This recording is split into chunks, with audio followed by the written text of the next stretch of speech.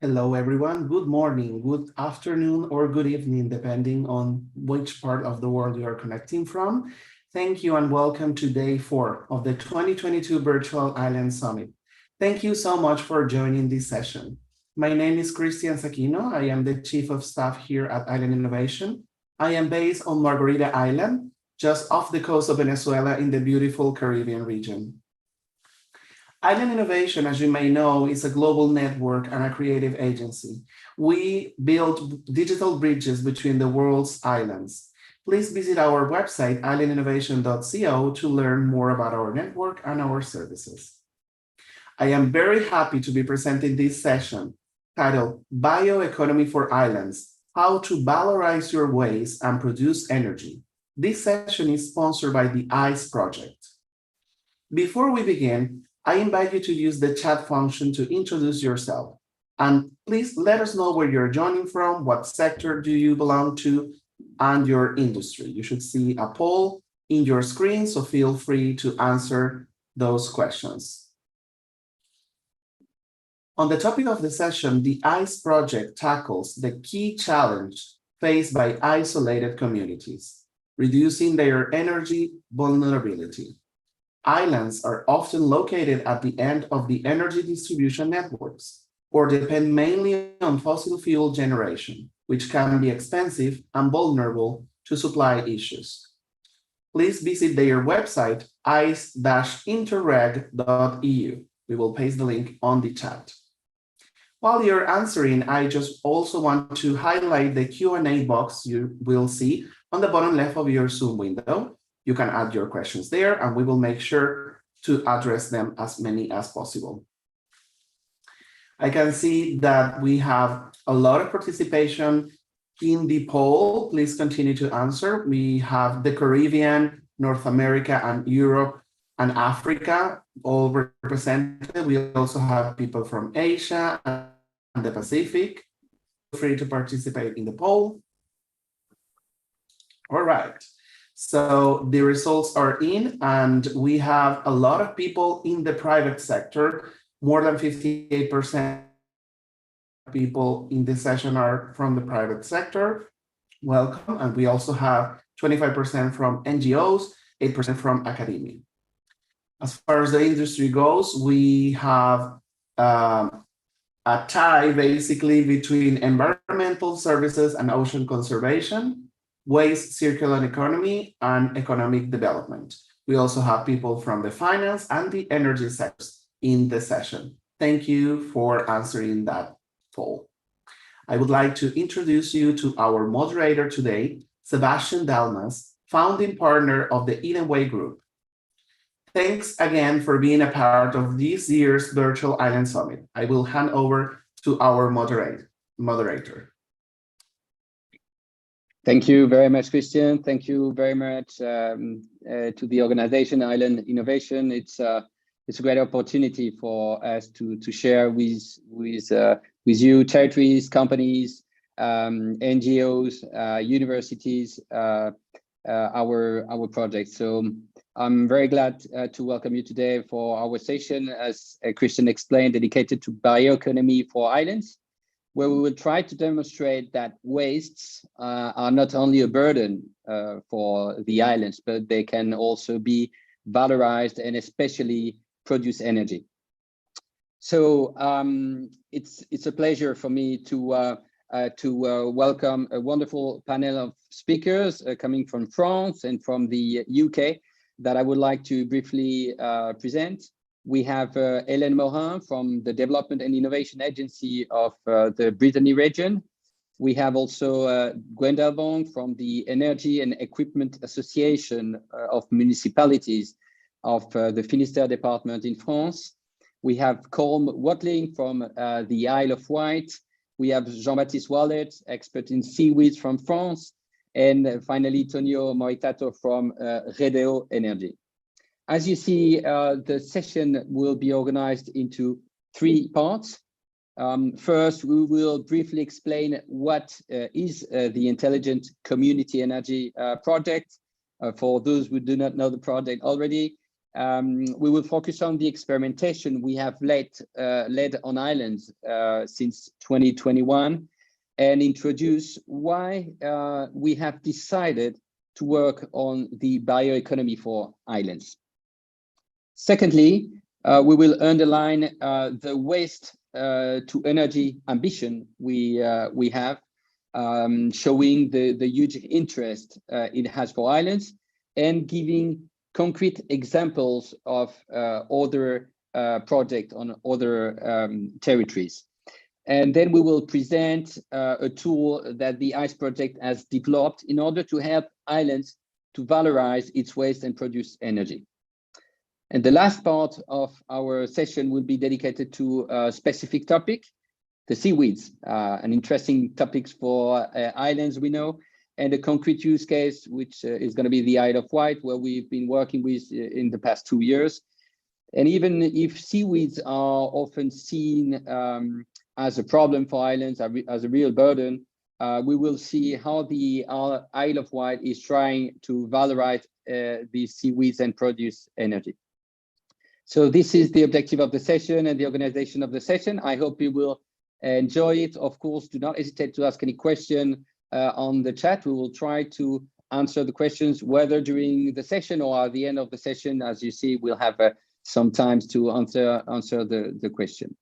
So let's start, and I'm happy to let the floor to Hélène Morin for this first part.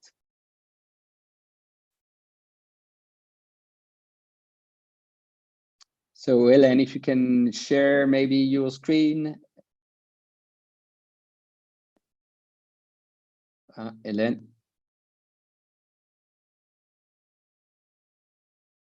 Hélène, do you hear us? Yep, wonderful.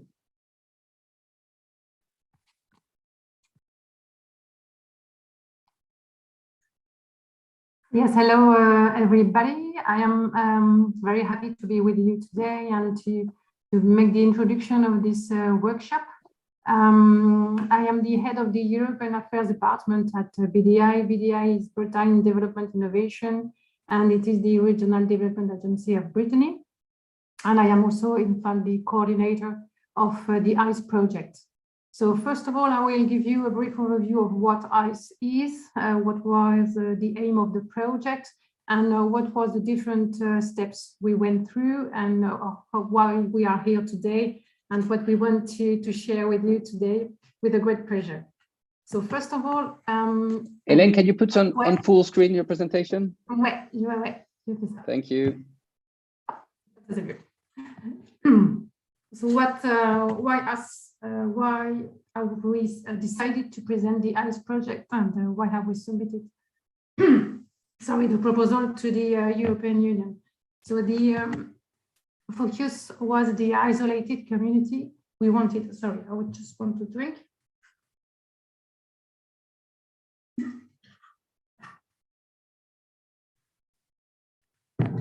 I'm okay now. In fact, we decided to focus on the isolated community and on island more specifically, as these specific areas are facing energy challenges.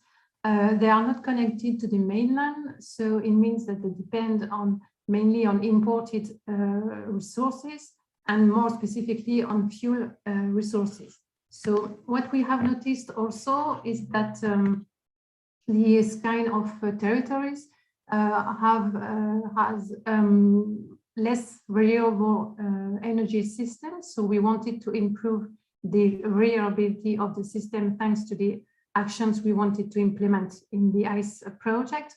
And also we wanted to offer more or greener resource energy production thanks to the renewable energy the isolated territory has all around their land or their territories.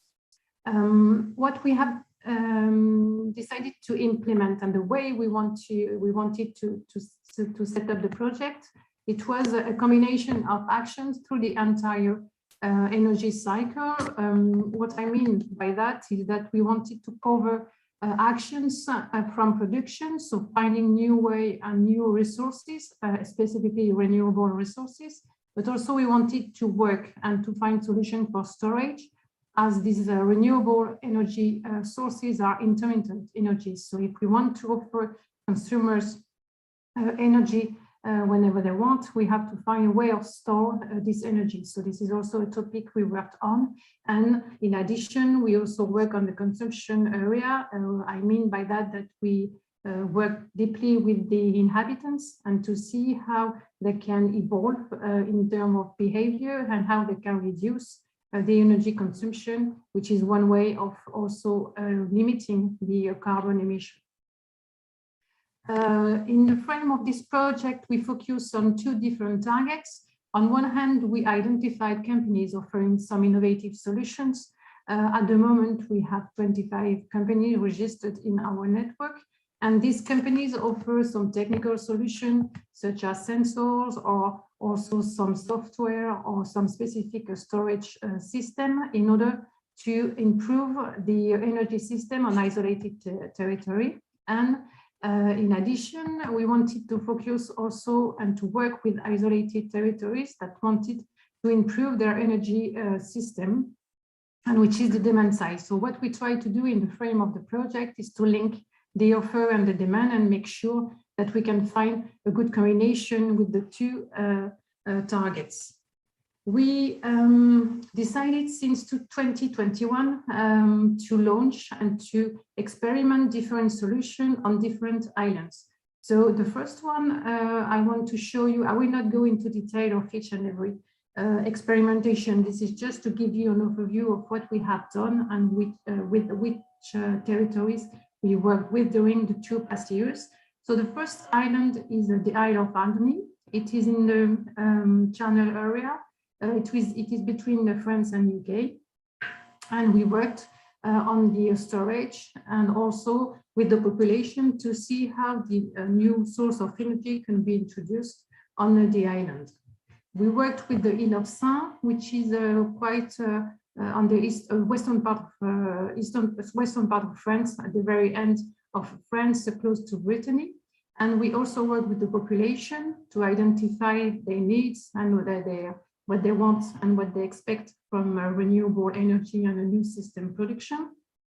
We also implemented some IoT sensor in the inhabitants' houses, but also on public buildings to monitor and to see how production can fit better with the consumption and reduce energy consumption.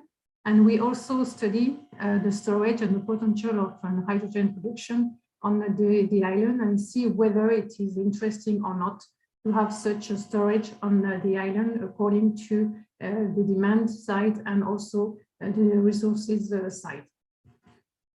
We worked with the Isle of Wight, which is also located in the Channel area. And the idea with this first analysis was to see and design an energy system with a mix of new resources and a combination of solar, wind, and hydrogen, and see how this mix can be optimized according to the situation. And we will see later, thanks to Colm and to Jean-Baptiste and Antonio, a new way of producing energy with the algae and wastes. With the Isle of Molène, we also have made some experimentation with the technical economic study on the island to see what could be improved, what is the current situation, and what could be improved in the production side, but also on consumption side. We worked with the population. We worked also with our IoT sensors, as it is the same experimentation as the one we performed in Ushant, which is an island close to Molène. And we worked with the population with the specific sensors and also with public building.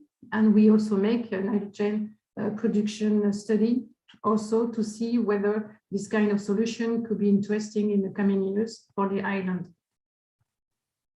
Then we went to another part of the world. We went in the Caribbean area at Galante, and we made a study last year an opportunity study to see whether it is interesting to exploit offshore wind thanks to mobiles, thanks to a specific boat. and whether this Wind solution, which is the name of the boat we use, could be also a way of finding and deploying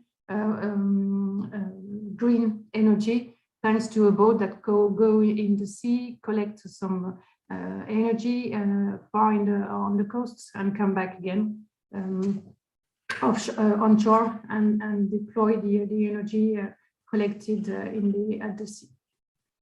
So during these 5 years of work, and more specifically during these 2 past years, we worked on the design of the smart energy solutions with islands and also isolated territory. And we experiment also renewable sources of production, more specifically tidal, solar, wind, etc. And what we have also noticed during the exchange with the territories and also with the inhabitants is that waste was also mentioned. It came out, the specific topic came out from the discussions, and it was seen as a burden for the island, as I said in introduction.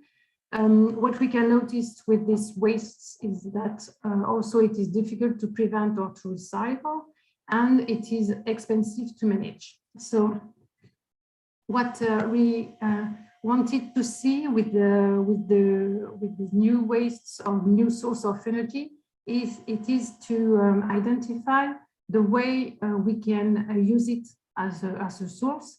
And we based our analysis on 2 pillars. One is the circular economy, which is the new model deployed or which is appearing at the moment. We are coming from a linear economy to a circular economy. And the idea of this new economy is to generate less and less waste. And on the other hand, the second pillar is the bioeconomy. I mean by that new source of energy are seen or are foreseen, and we want to replace the fossil-based sources with the biological sources. And the combination of these two approaches lead us to study whether the wastes could be an additional and complementary to the other source of energy, renewable source of energy, and if it is interesting for territories to use and to valorize the wastes to energy. So we really wanted to see and to identify the pathway or the way we can use wastes and valorize it as a production source and a new source of energy. And this is really the objective of this workshop today. In addition to presenting the main results of the ICE project and the different experimentation, we really wanted to showcase and to answer the following question: how does it work? How can we use the wastes as a source of energy? And is it really profitable for the territories to use and work on this specific item? And to do this, you will have a presentation of 2 types of wastes: valorisation, the dry one and wet one, and there will be a comparison between the 2 ones. And also, we will present you a tool that has been designed in the frame of the ICE project. And the idea of this tool is really to allow islands to assess and validate the opportunity or the possibilities to produce energy with the wastes they have on their territories. So, I'm too far. So I wish you a good workshop, and I hope that you will enjoy the different presentation about this topic. And we are very happy to be with you today. Thank you. Thank you very much, Hélène, for this introduction. I think it clearly shows the potential for islands to valorize their biological wastes. So let's see how we can use less fossil resources on islands using these natural wastes to produce energy. I'm glad to welcome Gwendal and let Gwendal lead this second part. Thank you, Sebastian. Hello, everyone. My name is Gwendal Vonk. I'm a project manager at SDEF. So I will share my screen. Oh.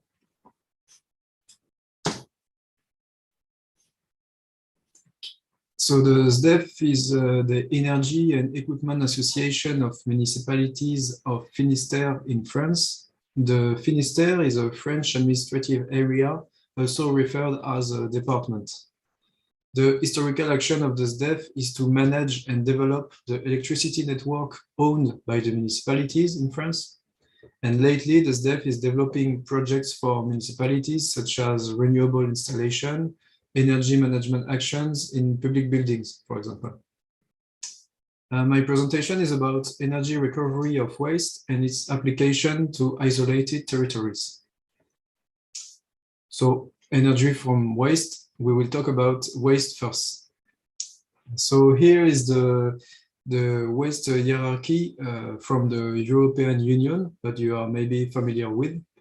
So the aim of this is to show that there is a prioritization in the way of treating the waste. And the first step is the prevention of waste. So it's, for example, you don't put cardboard around a yogurt pot. The second step is the re-employ. It's when the object is not broken, it's not a waste already.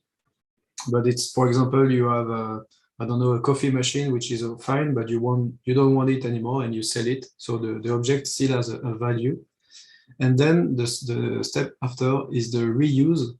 This is here we enter in the waste status for the object.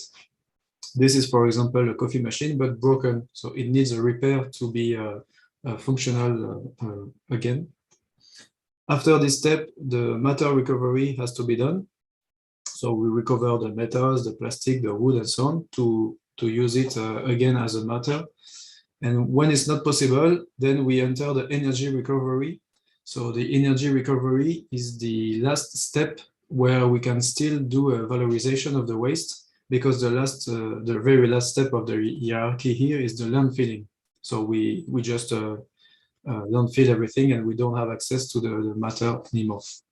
So this is to highlight here that energy from waste, we can say that if we implement an energy recovery facility from waste, we can say that maybe we have to produce waste to run the facility, but in fact, no, we have to see that energy recovery is just the last step of valorization of waste. So now regarding waste, we can say that the more energy you consume, the more waste you produce. So as seen here on the graphic, I represented here the municipal solid waste production per capita per year, and in relation with the energy consumption for each country, or for 64 countries, so it's in the 2000. And we can see that there is clearly a trend. The more energy you consume, the more waste you produce. And this is also true regarding the GDP, the gross domestic product, so an economical point of view, if you want. And here you can see that the higher the GDP, the more waste is produced by the area concerned. And similarly, the higher the GDP, the better the municipal solid waste are collected. So we can see here there is a limit above 20,000 US dollars per capita.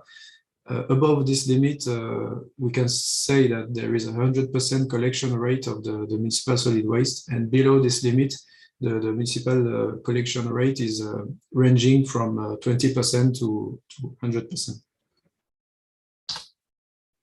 So as shown, waste highly depends on the GDP, but it depends on GDP in three parameters. First one, quantity, as we saw previously, but also in quality. We can see here on the table, depending on the income of the country, the composition of the waste is really different. And we can see mainly the difference is in high income countries. Here the limit is 10,000 US dollars per capita. We can see in high income countries that the organic fraction is rather low compared to other countries. And the paper, glass and metal is rather high compared to other countries. And the third point in waste is the treatment, which differs according to the GDP. So we saw already that the collection efficiency increased with the GDP, but also on the bottom of the table here, we can see that the different type of treatment are different. And here again, it's mainly in high-income countries where you can see there is differences in the treatment. Especially this is high-income countries which incinerate most of I mean, not most of the waste, but the incineration is a huge part for high-income countries, while for other countries the incineration is rather low or even non-present. And we can see that still in high-income countries there is a huge part of waste that are landfilled, and for other countries this is a huge part of waste which is landfill or dump. Here the difference is just that dump is not controlled and landfill are controlled. So now we can go to the energy recovery from waste. So I present here the technology I will present you is air gasification, and I think this is a good promising way to recover energy from waste. So as we saw, the majority of the waste are landfill or dumped for every countries. Only high-income countries treat the waste with the incineration for 21% of the waste. But still, incineration produces air pollution, and there is a low acceptance of incinerator. So why air gasification? Well, first one is the first argument is, or the first point is we can do a small-scale unit because we used to make vehicles with gasification. I will present you in the next slide other pictures. The second point is that we can produce both electricity and heat at small scale. We do not have to build a multiple megawatt unit. We can just build a few kilowatt unit and we have electricity and heat. And the third point, the gas cleaning is easier with air gasification compared to incineration because we use less air this is not a complete combustion, this is a partial combustion. And so the volume of the gas to be treated is lower than incineration, which implies cheaper treatment. So that's why I think air gasification is a solution for developing countries as well as developed countries. Air gasification is a robust technology. So it was discovered at the end of the 18th century. We have the first patent at the end of the 18th century, of course. So this is, it was used at the beginning to produce the manufactured gas and mainly used in the gas lighting in the beginning, for example, in big cities like London and Paris. There was a great development in the early 20th century, in the 20-30s years. And there is a rise during World War II because there were a shortage of liquid fuels which were oriented for the military purpose. So it was used for, air gasification was used for civil application, and you can see all the black and white picture. You can use it in a car or in a moto or a boat or even a generator at that time. And you can see that a vehicle is by definition an isolated system since it has to be independent on its own. After the World War II, the gasification was a bit forgotten, and there was a rise in the 80s since the oil crisis, after the oil crisis. And in the 90s or 2000s, we also forgot a bit gasification, and there is a new rise since 2010, maybe, and I think this is because of the 2008 crisis and also all the trend with the renewable energy implementation. So when I present this slide to my colleague or other people in France, I insist that we forgot in France the gasification, but other countries didn't and deploy a lot of plants. And this is the picture here of Cambodia is to highlight this, that in other country, for example, not developed country, we can say, or not as France, I mean, they use this technology because it's efficient and you can use a local waste and biomass. So here I will explain you a bit the process of gasification itself.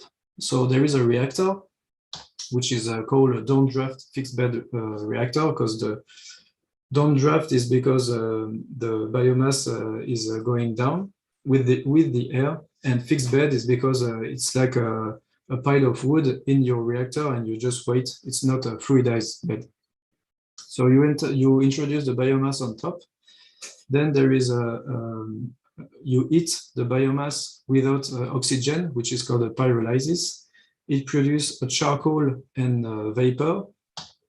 Then we introduce air in the reactor, but in default, which means we only introduce 25% of the required air to make the full combustion.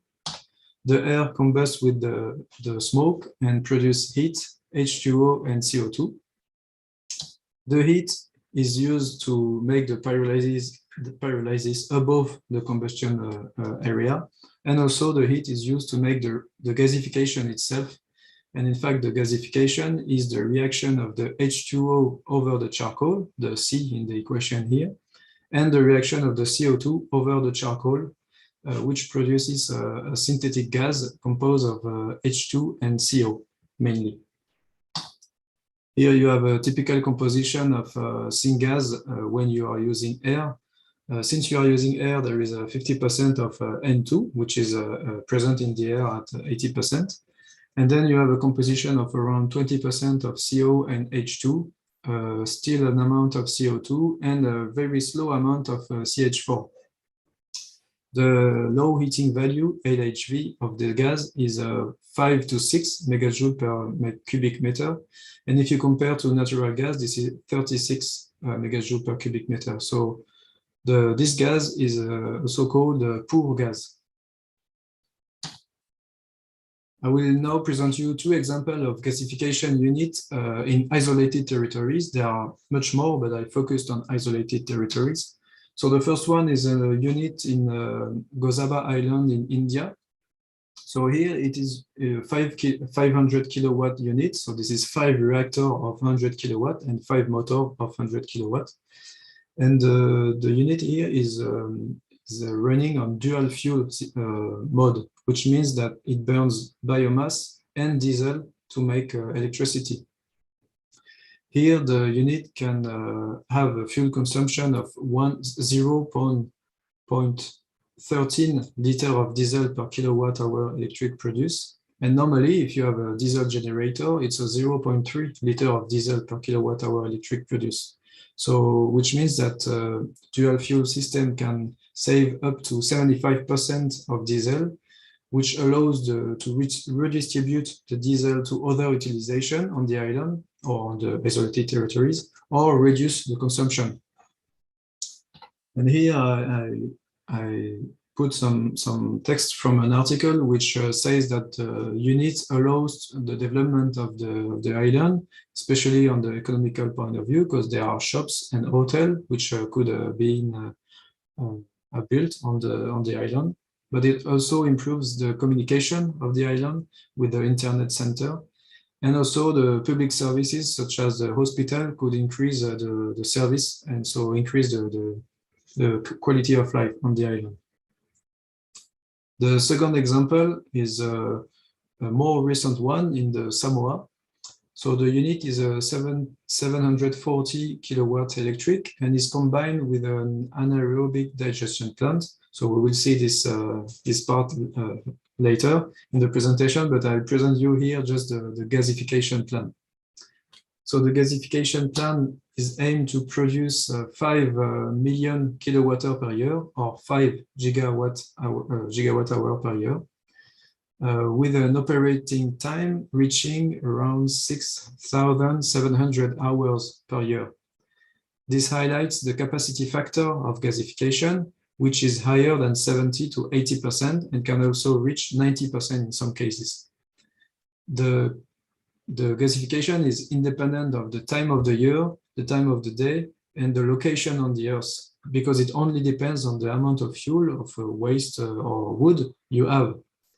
And this is, compared to other renewable energy sources, they have a much lower capacity factor. And for example, in France, we have a capacity factor of 26% for wind, because there is not always wind, and a capacity factor of 14 for photovoltaic PV, because of course there are night and days, and there are winter and summer. So here the electricity yield of gasification is rather easy to estimate. It's around 1 kilowatt-hour electric per kilogram of wood. And here you can see this unit is showing a 0.7 kilowatt-hour electric per kilogram of wood. But maybe this is because the biomass, the 7,000 tons of biomass, they say, is maybe wet, a bit wet, and the biomass has to be dried before combustion. So this makes the transition with my next part of the presentation, which is the presentation of the tool we developed to identify the potential of energy from waste and biomasses. So the tool is an Excel file, but we can, if needed, we can adapt to a free access or open source software. The aim of the tool is to provide a quick estimation of waste to energy units in terms of quantities of fuel required, size of the unit, energy available, so the electricity and heat, the needs in terms of preparation of the fuel, the residues you have to treat, and finally, the economical estimation of the capital expenditure and operational expenditure. The characteristics here is that we want it to be easy to use and understandable by everyone. So this is in English now, but we can maybe see to some translation if it's required. And what we need for this tool is input data from territories regarding the amount of waste or the amount of biomass, the quality of it, so the moisture, the ash content, the inert content. We need also in terms of energy, the amount of energy you need and or you consume, we can say, and the repartition in the time. So do you need more energy in winter or summer, or do you need more energy in the day or in the night? And finally, the characteristic of your territories, so the cost of importation, the cost of electricity, and so on. So the concept of the tool is that there is a user part. So we need, for example, the quantities and properties of the waste. Then the tool makes the calculation and shows the total electricity and heat available and the size of the unit versus working hours. Based on that, you can choose a size of the unit and the rhythm of operation. So how many hours per day, how many days per week, how many weeks per year. Then the tools give the effective energy and production and the fuel consumption, the size of the unit you recommended to achieve 100% valorization, and the gasification cost regarding only gasification. Then a third point is regarding more the preparation of the fuel and the residues. And based on that, the tool calculates the size of the storage needed. So because you need to store the raw material and the prepared fuel. You have also an evaluation of the residues left after gasification. And finally, there is an estimation of the cost regarding fuel preparation. And I'll show you now an example of the Ushant Island, where we also made a study on the waste to energy. So, for example, on Ushant, we have 100-ton waste wood available, so raw, which means 28% moisture, 5% of ash. And the tool gives us that there is, in fact, 63 tons of fuel which could be produced. And we can have we can have a 300 megawatt-hour thermic in total, which is decomposed in 80 megawatt-hour electric and 180 megawatt-hour, 180 megawatt-hour thermal, plus the losses. Here you have a graph which shows depending on how many hours per year you want the unit to produce electricity and heat, there is a size of the unit. So here we wanted a unit that produce all day long and whole year, so around 8,000 hours per year, which gives a 10 kilowatt electric unit and 22 kilowatt thermal, So we wanted 24 hours a day, 7 days a week, and 50 weeks a year. And the tool gives us that the minimum size is 9 kilowatts electric if you want to valorize all the amount. But we can over-design if you want, for example, only 6 months of production. Then the tool gives the fuel consumption on the hourly or daily basis. Here we have a 65 ton per year potential versus the 63. Yes, no, 63. So we are slightly over-designed, but we want to be sure that we valorize everything. This is the same for energy. And finally, regarding the cost, we have an estimation of the cost regarding CapEx and OpEx. And finally, regarding the fuel, we want to have a 2 months storage for the raw fuel, 6 months storage for the prepared fuel, and a pile of 4 meters. And finally, the grinding, we want 1 day per month and 12 hours per day of grinding. The calculation tool gives us that the raw storage unit should be 34 square meters, and the fuel storage unit should be 50 square meters. And the grinder should have a capacity over 400 kilograms per hour. Then we have an estimation of the inert material removed for the preparation of the fuel, which is around 7 tons per year. The residues after gasification, which is in form of a small piece of charcoal, we have around 5 tons per year. And finally, the fly ash, which is around 600 kilograms per year.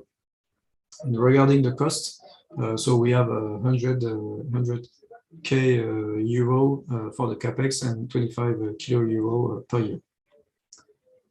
So that's it for the tool.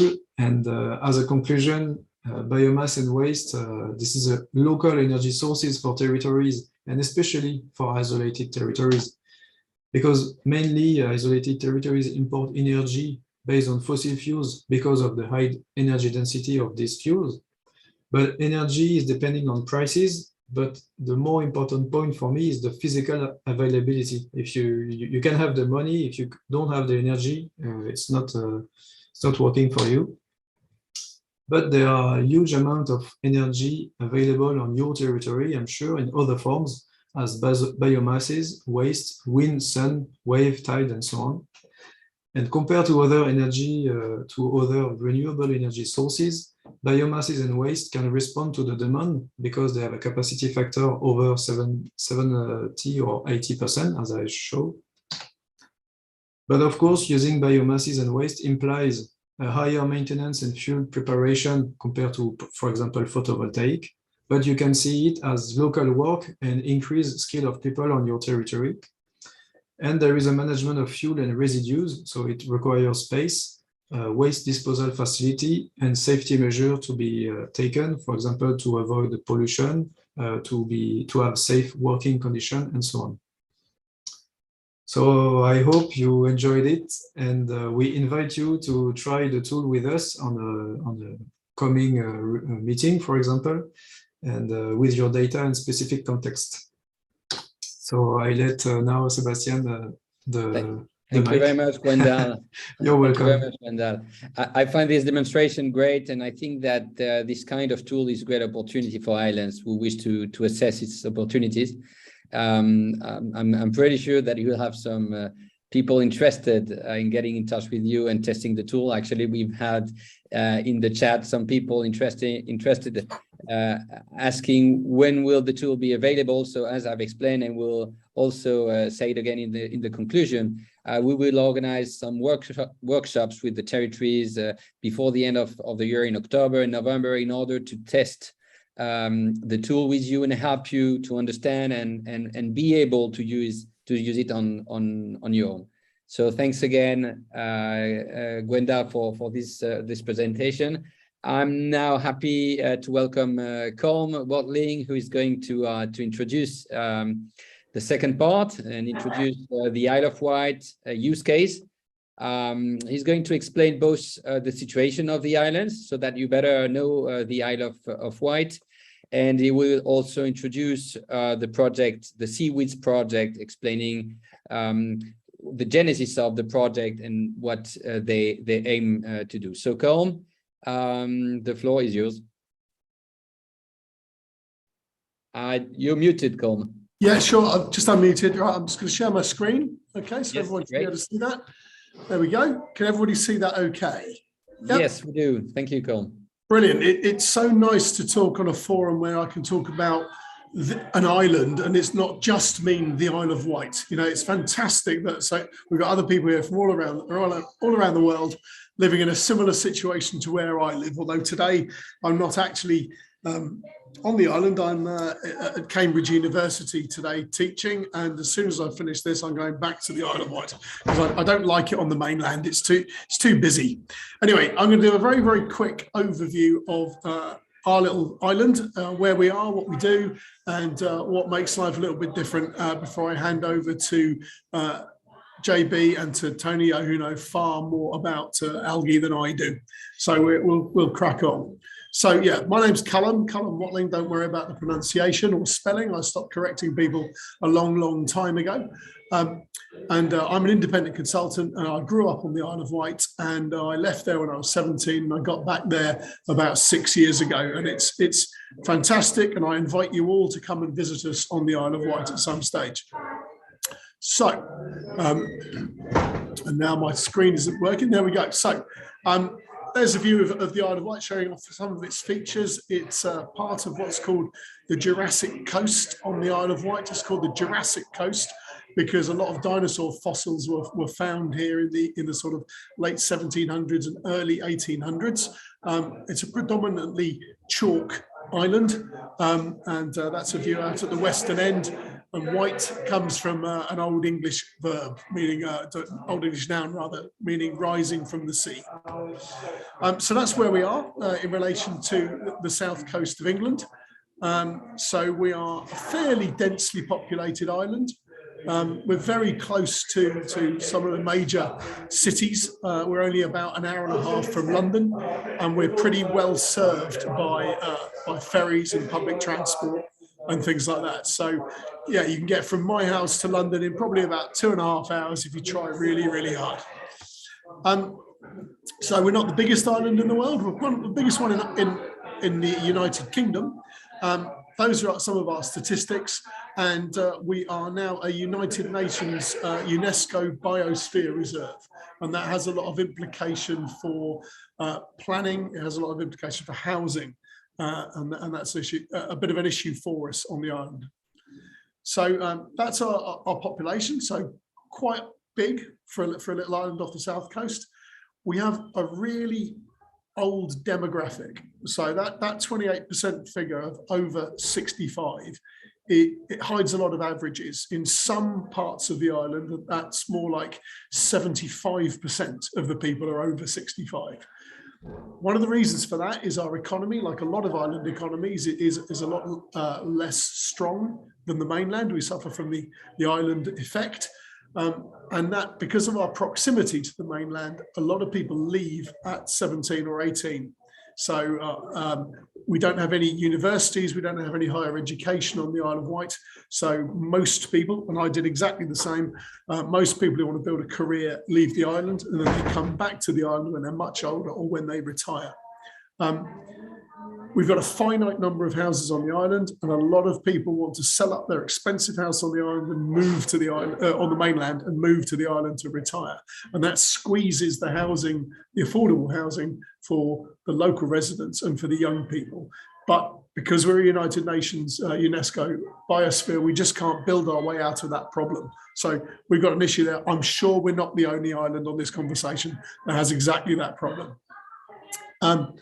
So because of the lack of private sector employment, we have a lot of public sector. The health and social work is the biggest employer on the Isle of Wight, although our hospital on the island cannot provide all the services that the population needs. So a lot of people have to go to the mainland on a regular basis for specialist treatments like oncology and things like that. We have quite a lot of tourism, obviously, which is really good. So we have 2.6 million visitors a year. That's a major contribution. About a third of our economy is tourism. But there is a bit of industry in the north of the island. A lot of boat building still goes on, small boats, not big boats. And a few things in clean tech. There's a big wind turbine blade manufacturer on the island. So we make blades up to 120 meters long now, and they're taken off in blade sets on a very peculiar looking boat that is about 140 meters long and only about 6 meters wide. It's a strange looking thing. The hangar you can see in the picture there is where a lot of the technology on the Isle of Wight came from. That was the place where we built flying boats, Princess flying boats in the Second World War and just after. And that big Union flag that we have on those hangar doors has become a backdrop for every politician in the country to come and be photographed in front of the biggest Union flag in the United Kingdom. So we get endless politicians coming down for photo opportunities in front of that building. I mentioned that we've got a lot of tourism on the Isle of Wight, a third of our economy. So a lot of the council's work is involved in keeping those beaches clean and safe for tourism. We have a lot of issues in the in England at the moment about water quality caused by rain runoff through the sewage system. So there's a lot of public sector services that are concerned in the littoral environment, if you like. And the top one that I mentioned is beach cleaning. So we clean the beaches for the tourists. And that leads us on to really our problem with algae that we're going to talk about. As well as the beaches, we have plenty of little harbours around the place. And again, the council has a lot of legal responsibilities towards keeping those harbours operational, keeping them safe, keeping the water quality adequate in the harbour area as well. So our local authority declared a climate emergency a couple of years ago. So this is a public sector response to climate change. A number of local authorities around the country have declared climate emergency, and they've started to mobilise public sector finance and private sector finance and voluntary groups to really begin to address what we can do on the island about our emissions, but about climate mitigation as well. What we're going to do as the sea levels rise and the place warms up and the weather changes. You can see there that we've got quite a lot of tidal resource being put in, tidal turbines coming to the Isle of Wight. We already have 0.6% of our surface area is covered in commercial solar. 0.6% doesn't sound very much, but 0.7% of our surface area is covered in golf courses. So we still have more golf courses than we do solar resource. And that's one of the reasons people come. That's because that's a Sandown Bay beach, which is a lovely beach. But when the wind blows from the wrong direction, when the wind blows in the storms in February and it comes in from the east, that beach can get covered in algae. It can get covered in seaweed to a depth of about a metre and a half.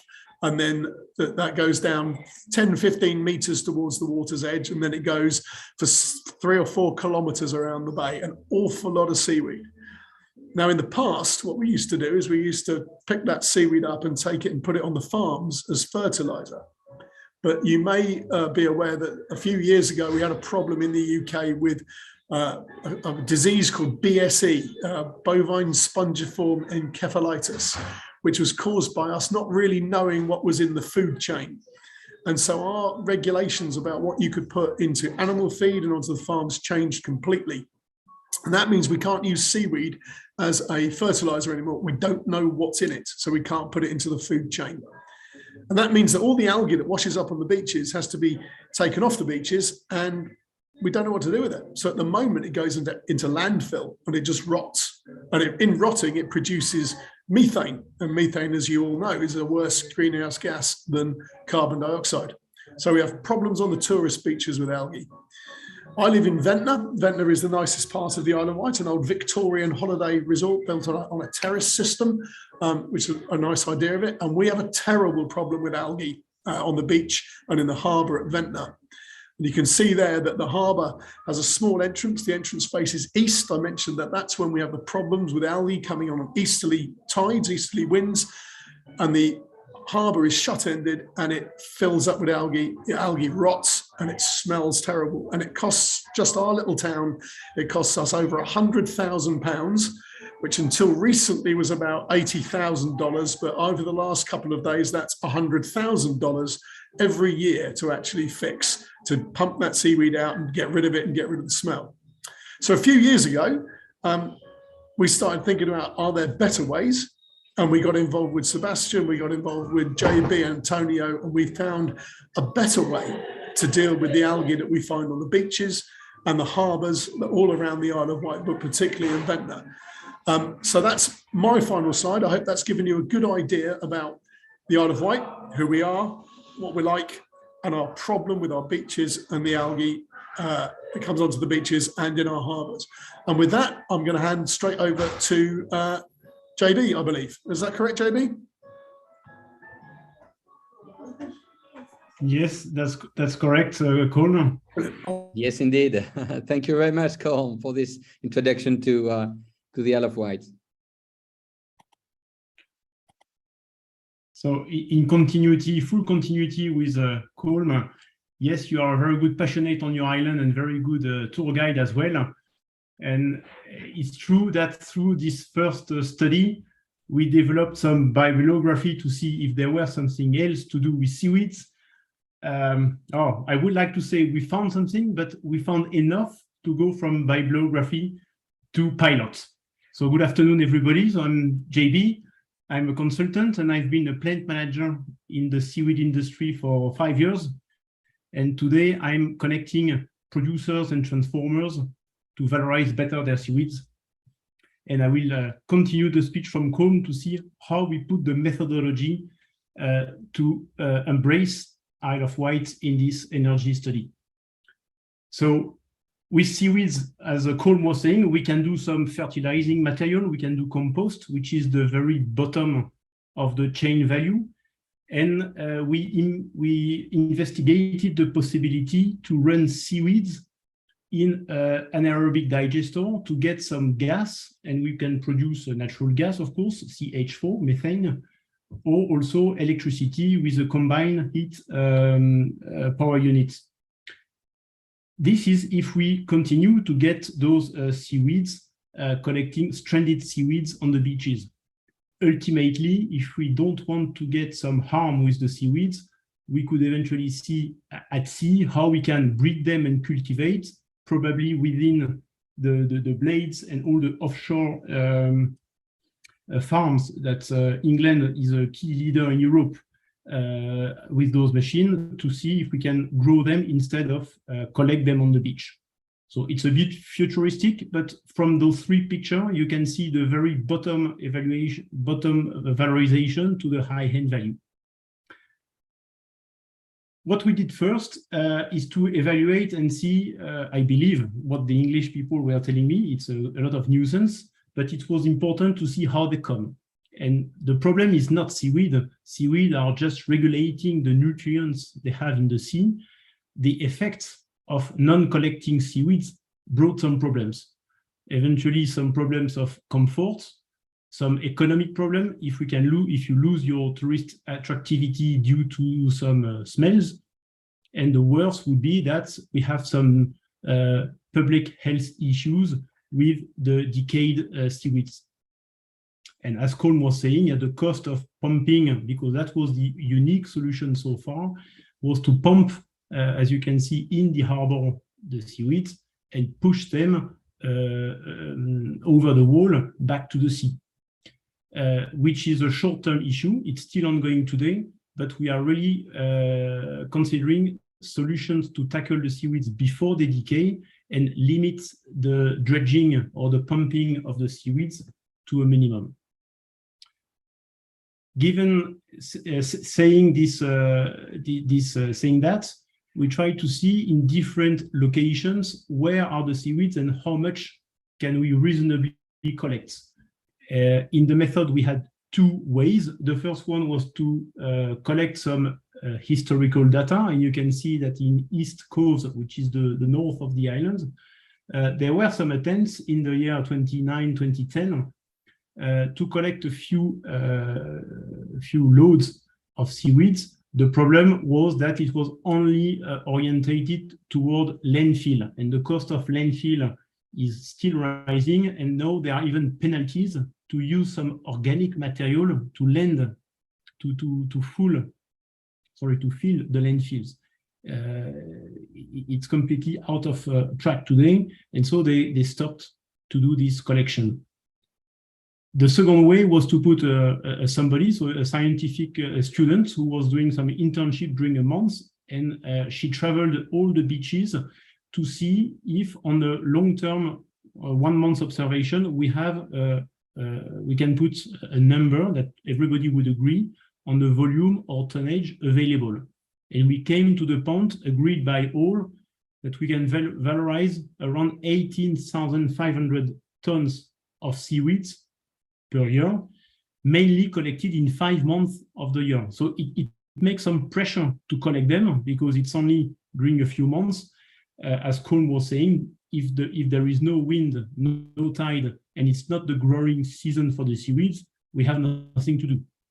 And we don't want to have to do that when all the tourists are there for enjoying a nice time in Isle of Wight, as you can imagine.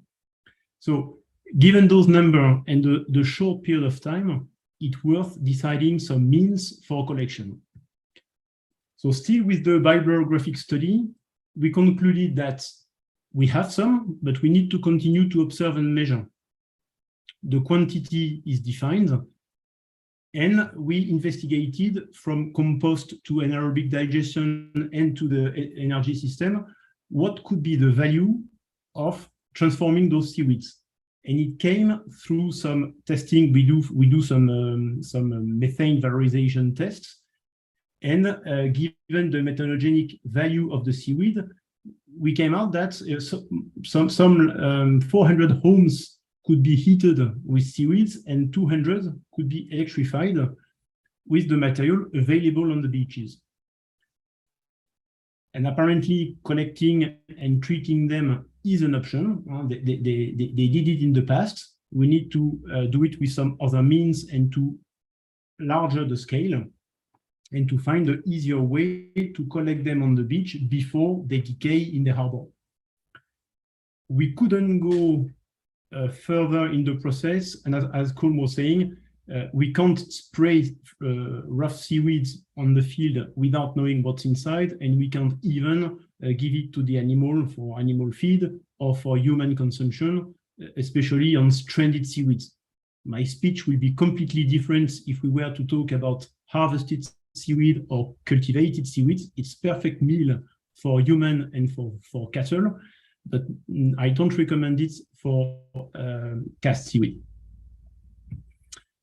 So the only part that we wanted to go through was the valorization into energy, and we made a good team with Tonio and Colm, and we proposed to the Isle of Wight some methane production with seaweeds, and I give you the speech, Tonio. Hello, everybody. Can you hear me well? Yes. So I was very pleased to work with JB in the energy part of this study. I'm Tonio Maritato from Brittany in France, in the Finistère department, also like Gwendal. I am working in Radio Energy. We are an energy and services supplier here in France. And I did the energy part of this study with JB. Next, please. JB. No, yeah, sorry. So the first part of the study was mainly a bibliography review on all the papers that could be. I cannot see. Well, all right. On all the papers that were published the last 2 decades. And the first point I wanted to highlight here in this slide are the physical properties of this wet biomass that can be collected in the sea. So first of all, one physical property of seaweed is that there is it's constituted of 90% of water. This is very important because it means there is only 6% of volatile solids. per ton. In 1 ton, there is 60 kilos. It's not very much. This water should be removed the most as possible.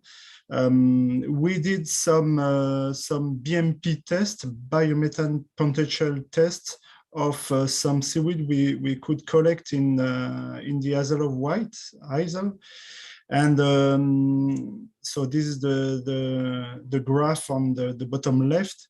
And this biomethane potential test highlighted that 1 ton of fresh seaweed could produce around 30 meters cubic of biogas, which is around 180 kilowatt per ton. This is the average found in the literature. Of course, it depends on the color of the seaweed, and it depends if it's dried or not.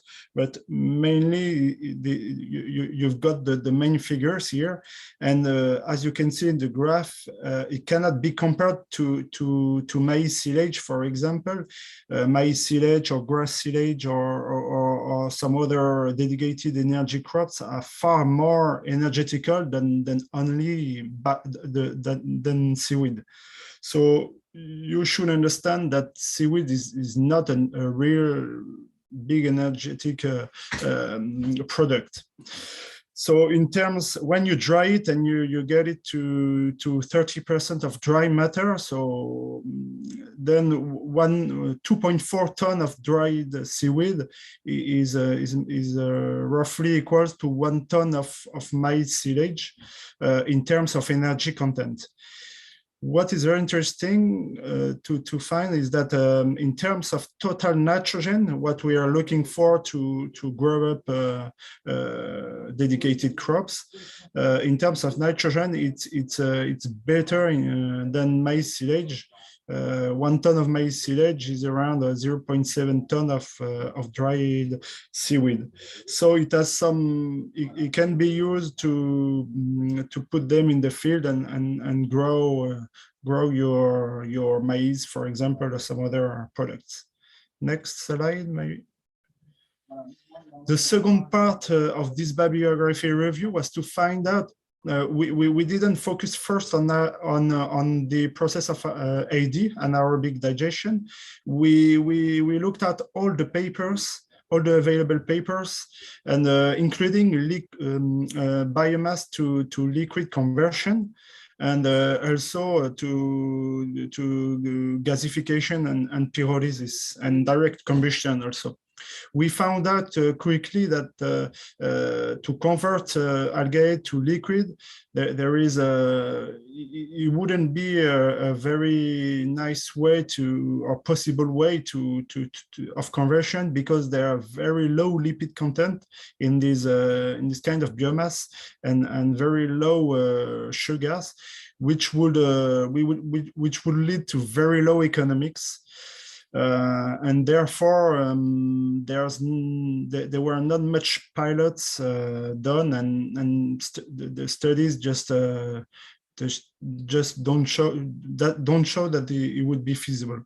The second part, the second possible process, pyrolysis and gasification, what Gwendal talked about. The conclusions of the main studies is of course that you need to dry this biomass, and as you saw before, it's around 90% of water. Of course, you can sun dry them, but you would need to dry them totally, and the energy that you would use to dry this kind of biomass will lead to less available energy at the end. So there is an unfavorable energy balance, which led all the main amount of the research project to wet processes, and there are two that were highlighted. The first is hydrothermal gasification. It's a type of gasification at high temperature and high pressure.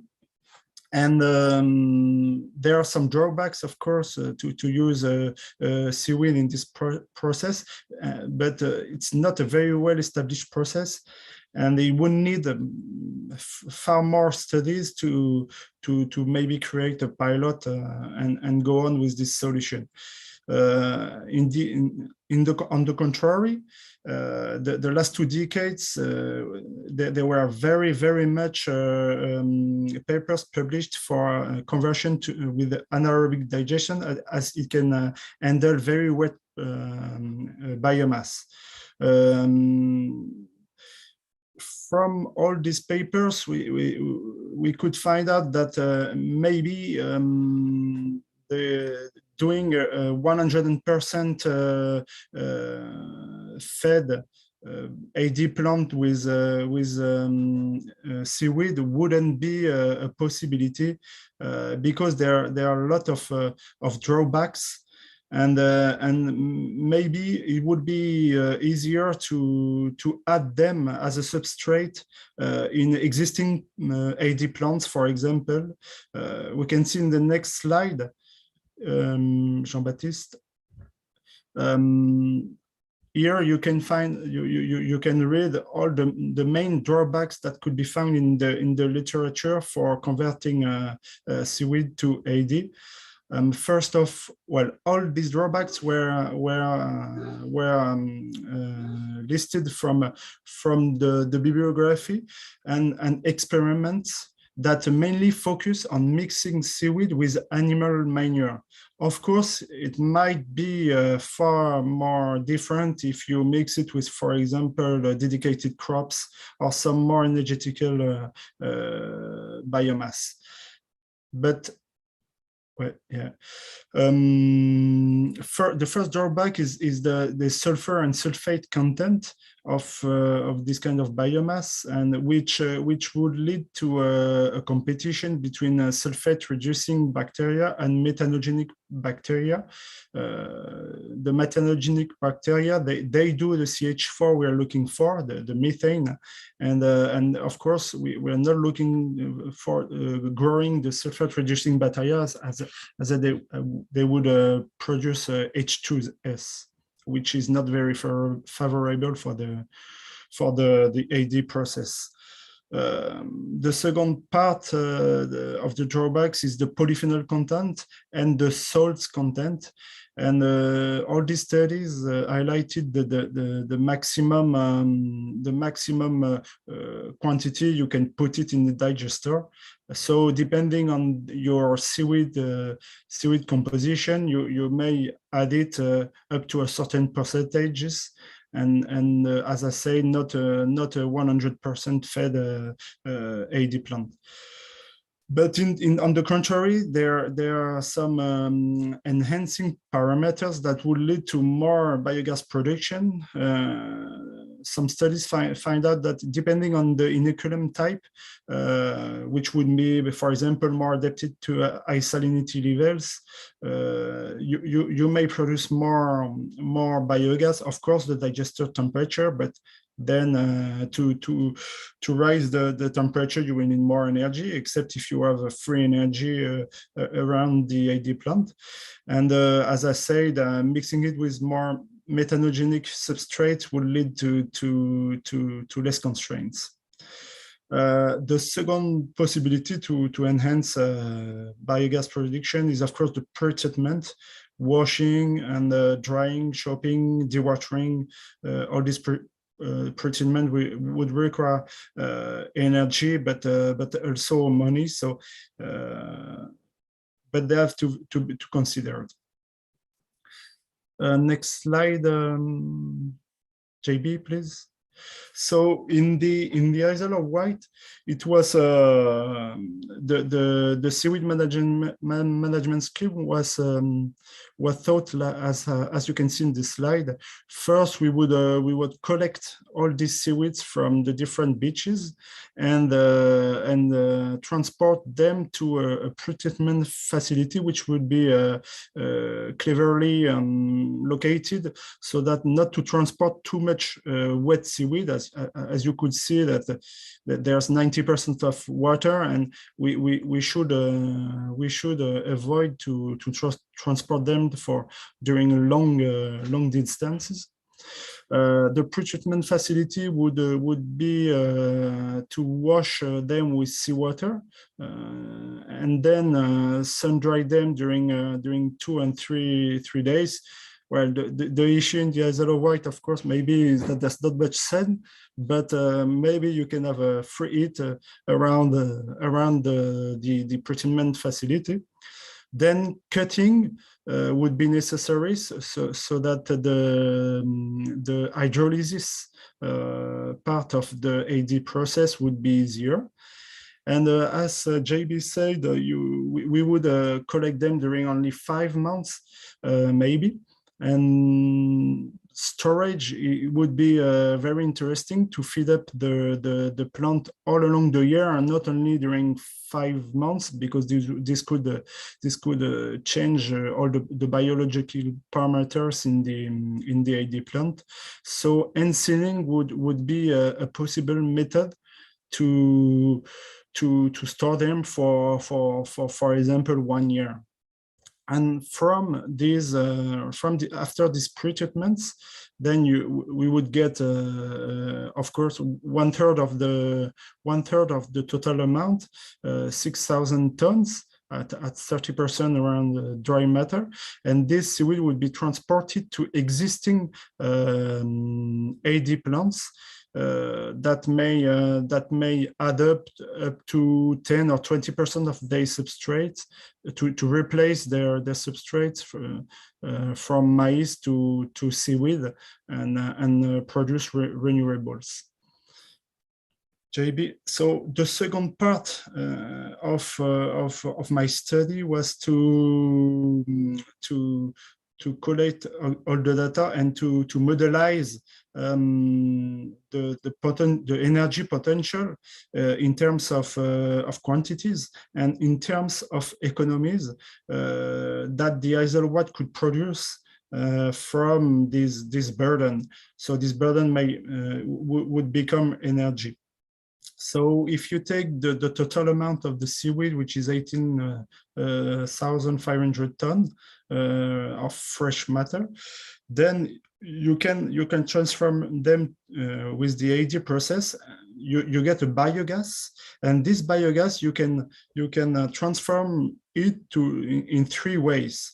If you transform it into electricity and heat with a CHP, a combined power, then the total amount of this seaweed would create more than 1 gigawatt of electricity, and this would be equivalent to around to the feeding of 400 homes in the Isle of Wight, and 200 homes considering their heat consumptions.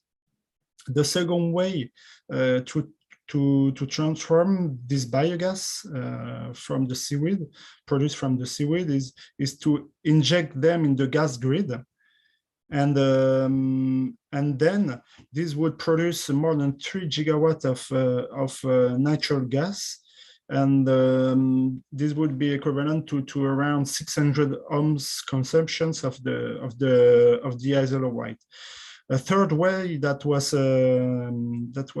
is highlighted here, it is to transform it to again natural gas that would be compressed to be used in for example in the buses that are running all over the Isle of Wight, and these 18,500 tons of seaweed would provide the fuel to make 550,000 kilometers with a Scania bus. So it's a fair amount of energy, which is around 5% of the total consumptions of the Isle of Wight. It's I say again, seaweed is not an energetical product, but it produces energy and a fair amount. So in the lack of energy we're experiencing, for example, here in Europe in those days, it's really a possibility that should be addressed by Iceland. In terms of economy, just to translate it from techniques to economics, if you get these 18,500 tons of seaweed at 45 pounds per ton per ton of fresh matter, so collecting, washing, and pre-treatment, and of course transportation to the plant, then it would mean, if you go on the, if you transform it to electricity, it would mean you would get an approximative cost of the electricity of 670 pounds per megawatt. If you go in the gas injection way, then it would mean that you'll get a gas at 270 pounds per megawatt. And as you see, if you compress it and sell it for buses, then you will get a price, a prime price of around 4 pounds per kilo. These prices, they are quite high, but they are comparable to the actual prices we have on the markets in France. As you see in the electricity market here in France for next year, we have prices around 550, which is not very far from the 676 pounds per megawatt. And the same for the natural gas and the same for the compressed gas. So this is if you sell it at this kind of prices, then the collectivity or this seaweed would cost nothing to the community in comparison to having to collect them and put them in the landfill. So for conclusion, JB will do the conclusion.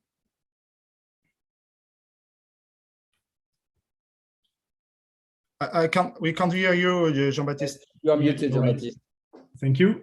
Yeah. It was a difficult exercise to convert tons into pounds. What we propose here is a summary, and of course, numbers will change according to unfortunately, the situation worldwide, I would say. Basically, if we do nothing and we just let the seaweed come in, it costs zero, but we have some discomfort, eventually public health damage that we don't want. And the pumping, as Colm was saying also, the cost is rising around 15% per year. It's a kind of safeguard solution, but we all know for the long run that will not be the good solution. So what we recommended is, when the seaweed is already decayed, it's too late to do something for valorization. So the only solution was to dredge the harbor and to collect from the ground the sediments and to remove mostly solid parts. Pumping, we see that it's difficult because we collect a lot of seawater and we just go over the wall. In the seaweeds, we have Sein, and it's very abrasive, and that's the reason for the cost rising. So it's probably better to use a crane, as we do in rivers, in harbors, and so on. Now we are investigating about collecting, how to put some trucks on the beach. Do we have access? Do we have authorization? I have to say that seaweeds is also a kind of habitat. It can be a reserve of food for birds, worms, and whoever lives on the beaches. So they are not all waste. Seaweed is a part of a balance, of an environmental balance. Still, when we have 1.5 meter high for 3 kilometers long, that's more than enough for seagulls. So we'd better remove some, you understand? Consider it will cost around 45 pounds per ton of fresh seaweed, considering collecting, transport, and a kind of washing, as Tonio was saying, rinsing with seawater to remove sand, eventually with rain remove a bit of salt, but with the sun and the wind, we have enough to dry. And I have no comment to make on weather in England. We have the same in Brittany, so it's good enough for our purpose. Then we can sell it to the AD plants. The value market for green product to enter anaerobic digester is around 30 to 35 pounds per ton. And given that seaweed is not an energetic plant, there is value inside, but not as much as in maize or grass. I consider the price like half because of the half of the energy available in it. So imagine the community will collect the seaweed for 45, they may sell it for 15. So it's still a cost for them of 30 pounds per ton, which is quite significant for a community. On the other side, the private, here it's private sector, who is operating AD plants, they will gain, of course, money for the electricity or gas produced. If I take the assumption from the previous slide, given the electricity produced and the actual market price divided by the 18,000 tons, we can imagine something like 35 pounds per ton of fresh seaweed. There will still be some costs occurring to those materials in an anaerobic plant, will be the discharge of the digestate. In one hand, it will contribute to give phosphorus and nitrogen to the field, which is highly appreciated by farmers. So we come back to the very first solution that Colm was mentioning, put seaweeds as a fertilizer. It's not new, it's been done for ages, but after some transformation, a bit of rinsing, a bit of bacteriologic work in the reactor, we know a bit better what we have in our digestate. And this one can come back in the field, but we still have some cost for spreading it. So that's the 13,000 pounds is a kind of a minus on the benefit of using energy in the seaweed. So if you have two numbers to remember on this table, is that it will cost something like 800,000 pounds for one to collect the seaweeds, and another one we collect probably 370,000 pounds for making energy. There is some discrepancy between the two numbers.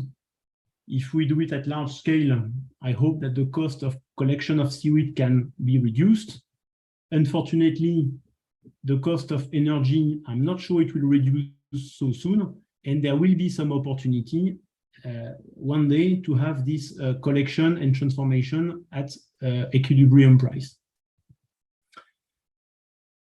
If I want to say nearly the same thing but a bit differently, as a takeaway from this presentation, I would say don't believe that seaweed is an energetic biomass.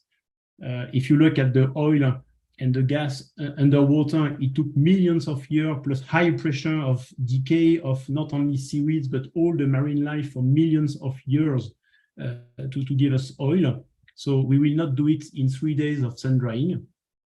Still, there is a lot of organic value in seaweed. It's a lot of sugar. You have to imagine that seaweed, we don't breed them, we don't give them water, we don't give them fertilizers. They have to find in the ocean whatever they need to grow, and they need to use the lights to do their photosynthesis.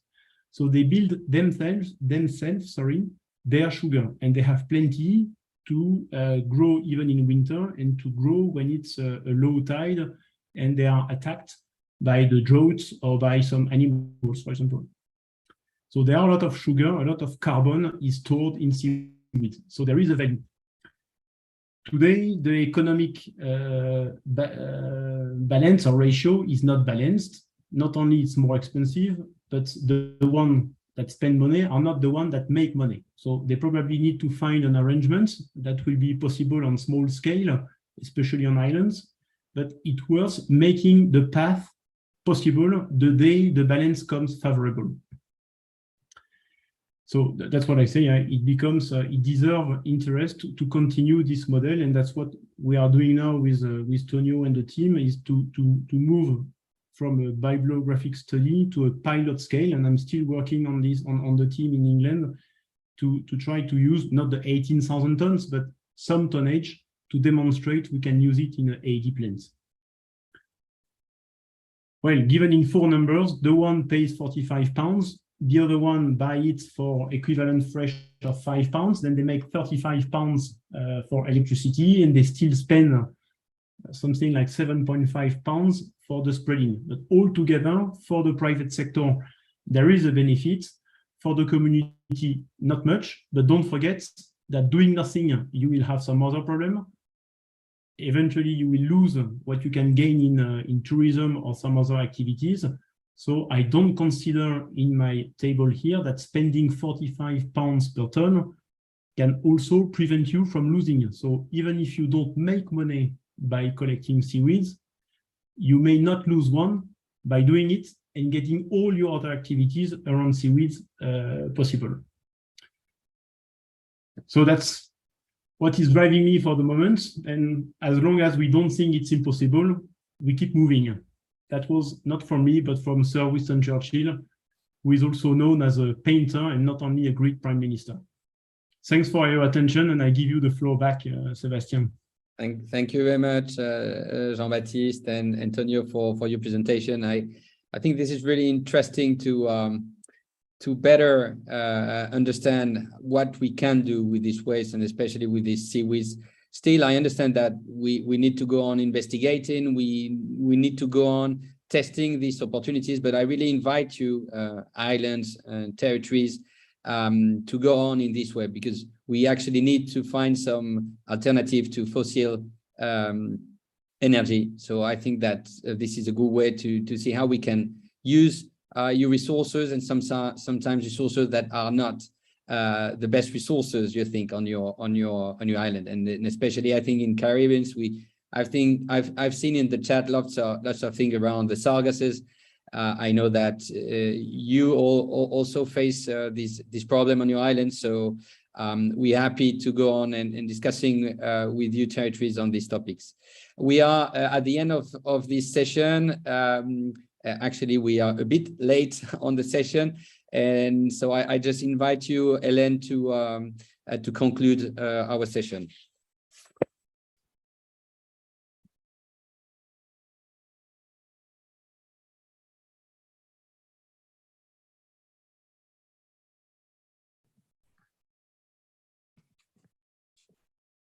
Yes, thank you, Hélène.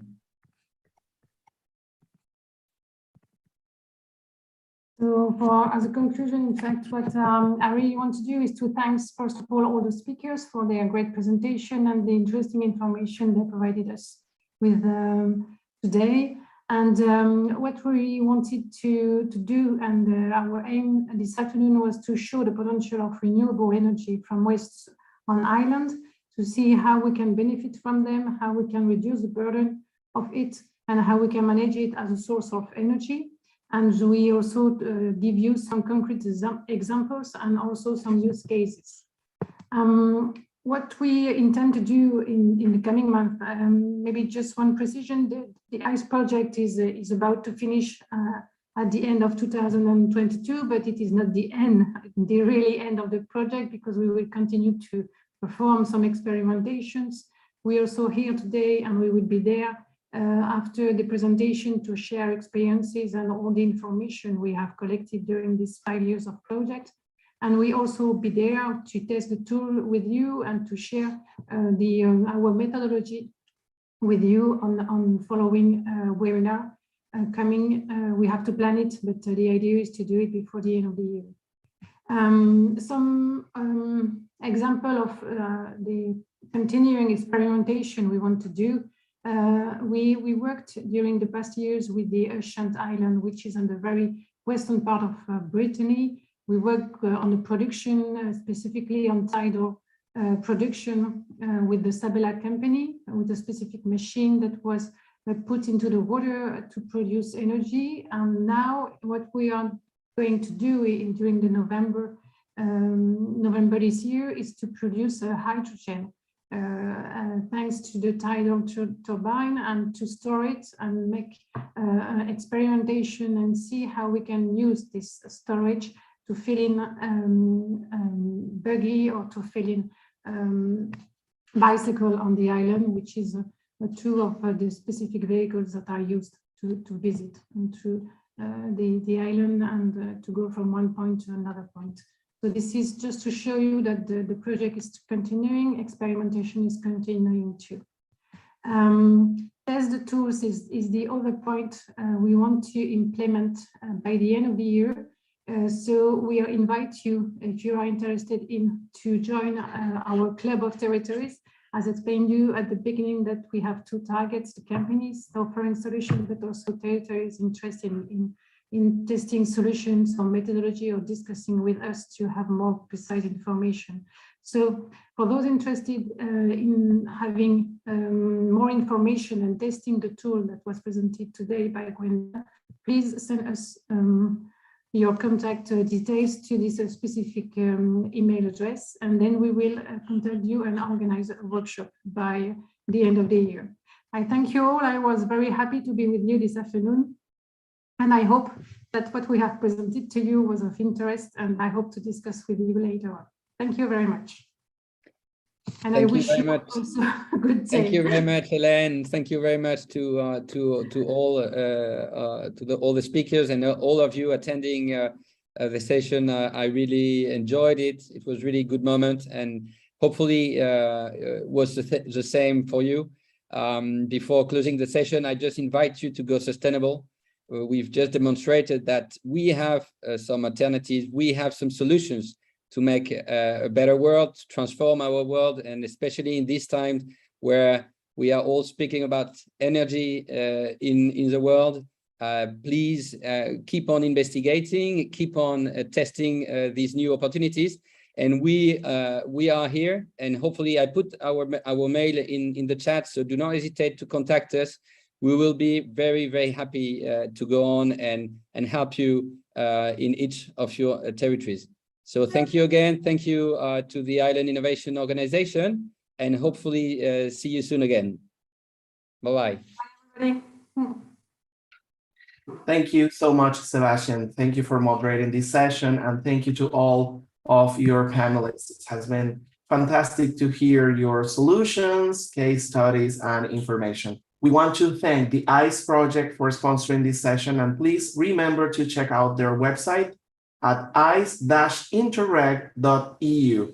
And you can, of course, contact them over email at contact@ice-interreg.eu.